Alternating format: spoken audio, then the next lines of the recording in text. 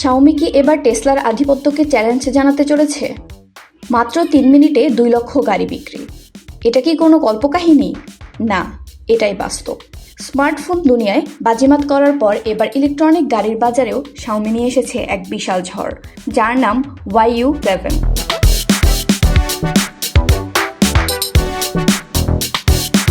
সম্প্রতি চীনে এই মডেল উন্মোচনের পরপরই অগ্রিম বুকিংয়ে মাত্র 180 সেকেন্ডে 2 লাখ ইউনিট বিক্রির ইতিহাস গড়েছে। এই রেকর্ড শুধু শাওমির পক্ষেই নয়, বরং পুরো বৈদ্যুতিক গাড়ি শিল্পের ইতিহাসে এক যুগান্তকারী ঘটনা। UI7 নিয়ে মানুষের আগ্রহের মূল কারণ হলো এর চমকে দেওয়ার মতো ফিচার ও প্রতিযোগিতামূলক দাম। গাড়িটি একবার ফুল চার্জে প্রায় 800 কিলোমিটার পর্যন্ত চলতে পারে।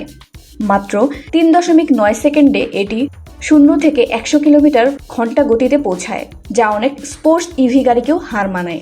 এতে রয়েছে আধুনিক AI চালিত আধা স্বয়ংক্রিয় driving system, auto parking feature, smart voice control, বিশাল টাচ স্ক্রিন ডিসপ্লে এবং স্মার্টফোনের মতোই একটি শক্তিশালী স্ন্যাপড্রাগন চিপসেটের ভিত্তিক ইনফোটেইনমেন্ট সিস্টেম। মাত্র 30,000 মার্কিন ডলারের মতো মূল্যে এই ধরনের স্পেসিফিকেশন সত্যিই অবিশ্বাস্য। শাওমির এই সাফল্যের পেছনে আছে দীর্ঘমেয়াদী পরিকল্পনা, প্রযুক্তিতে অভিজ্ঞতা এবং বাজার বিশ্লেষণের নিখুঁত কৌশল।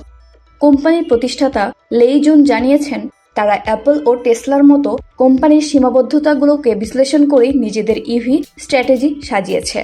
যেখানে অ্যাপল বছরের পর বছর গাড়ি প্রকল্প বাস্তবায়ন করতে পারেনি, সেখানে শাওমি মাত্র কয়েক বছরের মধ্যেই সফলভাবে 3 লক্ষের বেশি গাড়ি বাজারে এনেছে।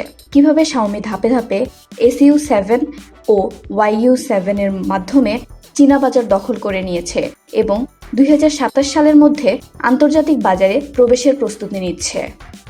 টেসলা, নিও বা এক্সপেং এর মতো বড় ইভি কোম্পানিগুলোর বিপরীতে শাওমি একটি প্রযুক্তি নির্ভর ভোক্তামুখী ব্র্যান্ড হিসেবে দ্রুত জায়গা করে নিচ্ছে। তারা শুধুই গাড়ি তৈরি করছে না, বরং একটি স্মার্ট মোবিলিটি ভবিষ্যতের রূপরেখা দিচ্ছে। স্মার্টফোন থেকে গাড়ি, শাওমির এই রূপান্তর নিঃসন্দেহে আধুনিক প্রযুক্তি জগতের এক নতুন অধ্যায়ের সূচনা করেছে।